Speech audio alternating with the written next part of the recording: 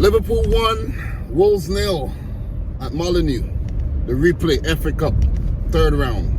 Well, Wolves would feel really aggrieved because they should have won the first leg at Anfield. 3 goals to 2, but Tati's goal was actually chalked off wrongly for offside, and it forced the replay.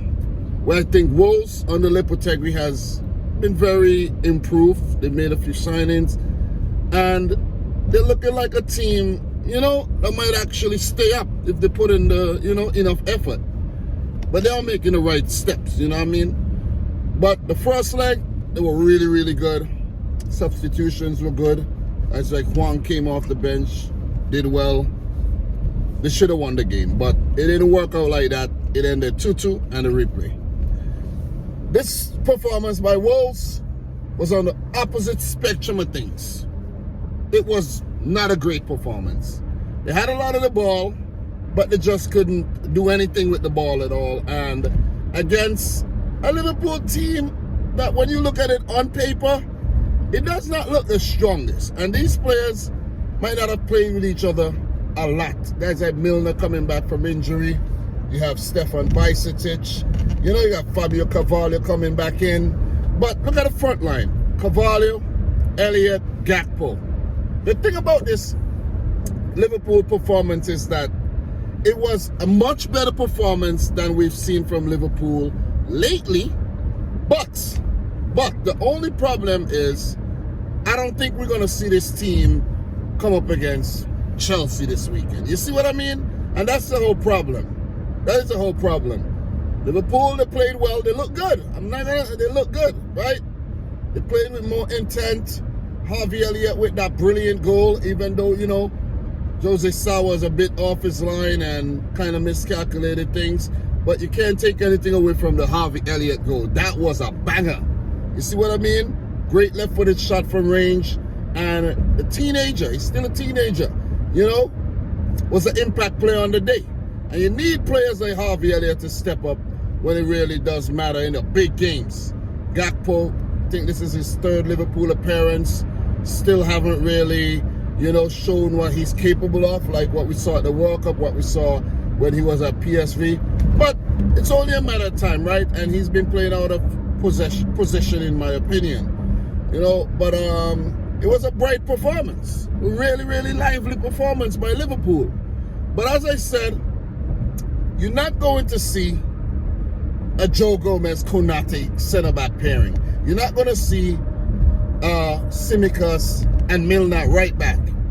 You're not going to see Kevin Kelleher in the Premier League. So could Liverpool actually have some continuity from the Cup to the league? Remember, they're reigning FA Cup champions.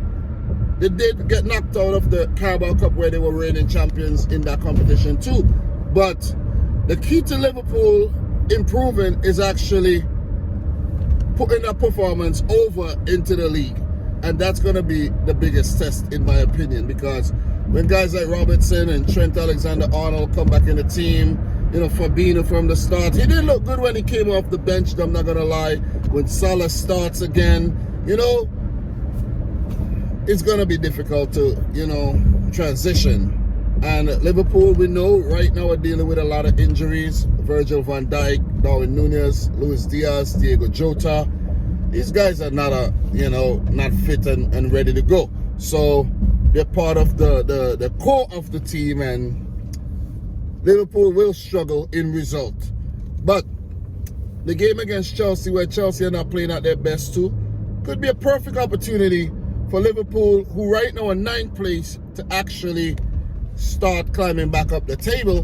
Because if not, there will be no European football at all, or you have to settle for the Conference League, and I don't think Liverpool fans want to be in the Conference League and Europa League. But Champions League is looking a bit far-fetched right about now. But we know Liverpool got the fight in them, and they could, claw things back and actually qualify like they did a couple of seasons ago when Alisson scored that goal. But in terms of this match, man, Liverpool deserved winners. Even the Wolves created some chances. It wasn't a big opening chance where they were like, damn, you have to score that. Matheus Cunha came off the bench. He had a couple opportunities, swung at it, went over. Look, Adama Traore, still very terrible in front of goal. Quite a few opportunities, blasted over as well. Raul Jimenez quite, impotent on the day. Wolves, they showed some promise, but at the end of it, man, they were quite poor in the final third of the field. I think that sums it up. And that one moment of brilliance by Harvey Elliott was the difference, to put Liverpool through to the next round, where they're actually coming up against Brighton and Hove Albion, guys. So, Brighton have been somewhat of their bogey team lately, where they drew their first game 3-3 and just lost in the previous match 3-0 to the Seagulls. So this would indeed be another big test for Liverpool. And I have to say, it will require a similar performance or better to get the better of the team from the South Coast. So what's next for Liverpool, man? What's next?